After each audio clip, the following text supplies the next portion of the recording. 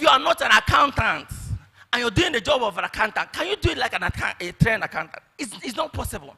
If you're not a marketer, a professional marketer, and you're doing the work of a professional marketer, you can't do it well. So the rich thinks in terms of, how can I get people who are smarter than me to do this work for me? So they find a way to get those who are smarter than them to come and do work for them. The people think in terms of, I cannot afford to be paying somebody 150,000 just to come and do bookkeeping. Can you imagine the people that owns Barcelona saying that a guy na ko Lewandowski, Robert, the highest paid player in Barcelona, he's being paid. You don't have an idea what 400,000 pounds is per week. That's about 700-something thousand naira per week. 700-something million. Imagine them saying, why are we wasting this kind of money? We have children. Let's get our children to come and do this play so that we'll save this kind of money that we're spending on these guys. They cannot become the almighty Barcelona. If they have started by using their children to start the club, they can never become the almighty Barcelona. The reason why they are almighty Barcelona, because they got people who are smarter, they got professionals, they got experts. So the rich thinks in terms of getting experts to take part in their business. Now, let me also tell us that as a business owner, you are not supposed to be working in your business. You are not an employer of your business. You are a CEO. You are not an employer. You are not a technician. If you're a tailor, you're not, if you own a fashion outfit, you are not a tailor. You are not supposed to get involved in cutting and sewing. I have a fashion outfit. I'm not going to cut here. I'm not going to say but I know how better results than when I'm doing it myself. So your work is to the run of your business. You're going to be limiting your business. Does everything in your business will be limited by your physical presence. So when you're not there, what happens? No business. If you're the only one running your business, there's no business. There's no business. So the rich think is that in terms of how do we get people who are smarter than us to come and do this thing for us.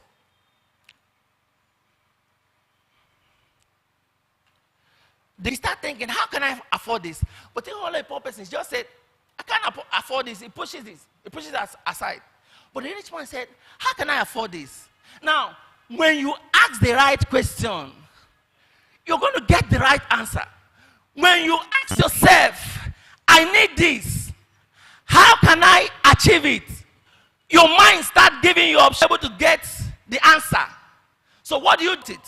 You start making research. And when you research, you find. If you can't find, you look for mentors. You ask questions. If you can't find, you look for someone who has gotten that thing you're looking for already. And they show you the way. So don't think in terms of, what I have is not enough for me to will. There will be what? There will be a way. Multiple streams of income. The poor thinks single stream of income. Or bucket income, okay? Now, it's called streams of income. It is not called bucket of income. What streams mean is that this source that I'm already maximizing is already overflowing. As in, I've already broken the ground. In this business, let me look for how to diversify. That's how the rich think. They spread their small strength. You know the reason why America is is a is a is a is achieving some results in this thing they're doing, it's because they are not fighting too many battles at the same time.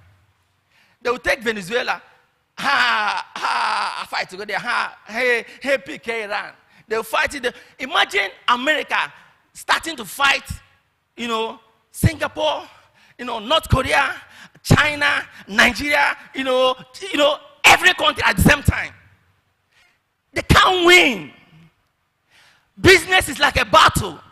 You must make sure you have conquered your industry before you diversify. Now, let me tell you how to diversify as a poor person. If you have a small business, the best way to diversify is to diversify inside the same industry. You don't need to leave the industry you're working on and move into another. For example, you produce shoe. Now, give it one more to go, and you think of diversifying. And you take a sales girl and put there. You know what will happen. Ilala village. So, but if you are a mama put, you sell restaurants, and you want to diversify, you can think in terms of, can I start selling raw rice? Onyere restaurant, can he sell raw rice? He can. Now, since with your experience, you know the best kind of rice. You tell people, rice I share 1 cup. Okay, do you 5? And they test it. They will be buying from you. Now you want to also diversify. You can think in terms of, can I start planting this rice? So you will be selling to people that sells in bag and be making more money. Also, that's how to diversify. You are a tailor. You can start selling materials. You can start selling already sewn shirts or clothes. That's how to diversify.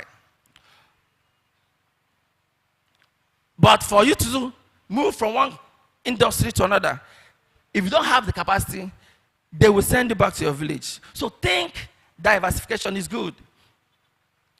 The rich think long term. The poor think short term. The rich person thinks, this thing I'm doing, can I be able to still do it in the next 20 years? In Abakeke, you're already 50 something. If you ask yourself this question, how you're doing it, and you will maximize what you do. So the rich think long term. Certain businesses we do don't have future. They don't have future. And yet we engage in them and keep doing them. The rich think big and are always ready to start small. The poor thinks, small and are always willing to start big. Their thinking is small, but when it comes to starting, they want to start big. We have this brother of ours. Several years ago, he learned Ahio Kareka. So we called a meeting for him. A married man, in his 50s that time. He said, we call him. Can we help you to start it? Oh, God, in 1 bell. Give it. You know what the man told us? He said, that's in the very risk. That you can open 1 bell. That you cannot afford to do that. That he wants to start, that he wants to be selling bells. Anyway, how are you going to do? Okay, I'll get for the goal. That time, almost 6 million. Everybody happy. I can but someone can say, okay, I want to start importing okareka, but I don't have the money right now. Where can I start? That's how they think. If you think about, you see the big vision and you ask yourself, where can you start? You find a place to start. And when you start from that place, you start moving towards your big goal. So you think big, but be willing to start small. Before fire engulfed my office in Ebonyi State, I said, "You are empowered." He said, "What you can power?" I looked at him. I said in my heart, what you know now is more than what I knew before I started. The amount of money you have now is bigger than the amount of money I had when I started. And that's why I say you are empowered. No. I'll tell you if you don't at my level. He wanted to started. It make any sense. That's how poor people think. I want to be like you. I want to be a many mbamba. Ndi Igbo sagwa ogbe ihe a na-eji akpata ego asị mba. Afro m ogbe. Afro ogbe. So think big. Start small. Start from anywhere. And grow. Businesses grow. If you know what you're doing. The rich think rich and live poor. The poor thinks poor and live rich. Hi. And I'm a judge. Every day I keep asking myself, they said that Nigeria is the headquarters of poverty. Why is textile business booming? What are poor people doing with it?